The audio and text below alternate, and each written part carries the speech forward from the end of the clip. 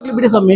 ಅಲ್ಲ positive negative ಚರ್ಚೆ ಮಾಡಿದ್ಮೇಲೆ ಆಗುತ್ತೆ. ಹೆಂಗೆ ಸ್ವಾಮಿ ಆಗ್ಲಿ ಬಿಡಿ ಚರ್ಚೆ, ಚರ್ಚೆ ಆಗ್ಲಿ ಬಿಡಿ ಸ್ವಾಮಿ, ಚರ್ಚೆ ಆಗ್ಲಿ ಸ್ವಾಮಿ. ಇದ್ರಾಗ ಏನೈತೆ, ಅದ್ರಾಗ ಏನೈತೆ ಸ್ವಾಮಿ, ಅದ್ರಾಗ ಏನೈತೆ ಮೀಡಿಯಾದಲ್ಲಿ ಏನಿದೆ ಅಲ್ಲ ಸ್ವಾಮಿ.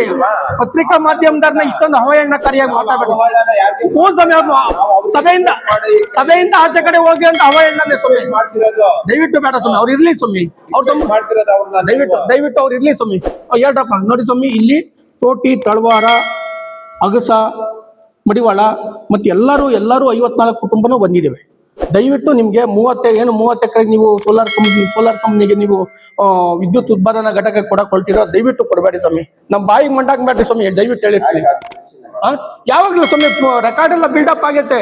ನೀವು 15 ದಿನದೊಳಗಡೆ ನಮ್ಗೆ ಏನಾಗ್ಲಿ ಹರಾಜ್ ಹಾಕ್ಬೇಕಾದ್ರೆ ಕೈ ಹೊಡೆಸೋದು ಬಗೆಹರಿಸಿ ಮಾತಾಡಿ ಸ್ವಾಮಿ ಅಂದ್ರೆ ಫಸ್ಟ್ ಹರಾಜ್ ಹಾಕ್ಸಿರಿ, ಆಮೇಲೆ ಕೈ ಹೊಡೆಸೋದು ಏನು ಕೇಳಿದ್ರೆ ಬಂದ್ಬಿಟ್ರಿ. ಹರಾಜ್ ಹಾಕಿ ನಿಮ್ ಕೆಲಸ ಮುಗಿಸ್ಕೊಂಡು ನಮಗ್ ಗೋಳ್ ಕೇಳಾರ ಯಾರು? ಈಗ ಹೋಗ್ಲಿ ಅದು ಕೊಡ್ಬೇಕಾದ್ರೆ ಕೈ ಹೊಡೆಸರು ಮಾಡ್ತಾ ಇದಾರೆ ಅಂದ್ಮೇಲೆ ಅವ್ರಿಗೆ ಮಾತು ಅವ್ರಿಗೆ ತಿಳಿಸಿ, ಉಗ್ರಪ್ಪ ಹಿಂಗ್ ಕೊಡ್ತಿದೀವಿ, ಇದರಿಂದ ನಿಮ್ಗೆ ಅನುಕೂಲ, ಹಿಂಗೆ ಈ ತರ ಐತಿ ಅಂತ ತಿಳಿಸ್ಬೇಕಾ? ಅಲ್ಲ ಈಗ ನಾವು ಕ್ಲೀನ್ ಮಾಡೋದಕ್ಕಿಂತ ಮುಂಚೆ ಎಷ್ಟು ಜನನ ಉಳುಮೆ ಮಾಡ್ತಾ ಇದ್ದಾರೆ? ಎಲ್ಲ 54 ಕುಟುಂಬನೂ ಮಾಡ್ತೀವಿ. 54 ಕುಟುಂಬನೂ ಅದು ಸಮಯ. ಒಂದ್ ನಿಮಿಷ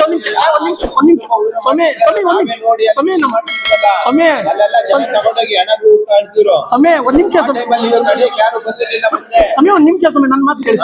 ಒಂದ್ ನಿಮಿಷ ಅಯ್ಯಣ ಸಮಯ. ಅಲ್ಲಿ 69 ಆಯ್ತು. ಉಳಿದಿರೋ ಜಮೀನನ್ನ ಉಳುಮೆ ಮಾಡಕ್ ನಾವು ಕೊಡ್ತೀವಿ. ಆಮೇಲೆ ಸ್ವಾಮಿ, ಅಲ್ಲಿ ನೀವು ಸೋಲಾರ್ ಏನು 30 ಎಕರೆಗೆ ಸೋಲಾರ್ ಫಿಕ್ಸ್ ಮಾಡಕ್ ಕೊಟ್ಟಿದ್ರು, ಆ ಸೋಲಾರ್ ಫಿಕ್ಸ್ ಮಾಡಿದ್ರೆ ವ್ಯವಸಾಯಕ್ಕೆ ಯೋಗ್ಯವಲ್ಲದ ಜಮೀನ್ ಆಗೋಗ್ಬಿಡ್ತಾವೆ ಇವು. ಯಾವುದೇ ಕಾರಣಕ್ಕೂ ತಾಪಮಾನ, ಬಿಸಿಲು ತಾಪಮಾನ ಜಾಸ್ತಿ ಆಗಿ ಮಳೆ ಬಾರದ ಕಾರಣ ನಮಗೆಲ್ಲ ಮಳೆ ಆಶ್ರಯ ಇರೋದು.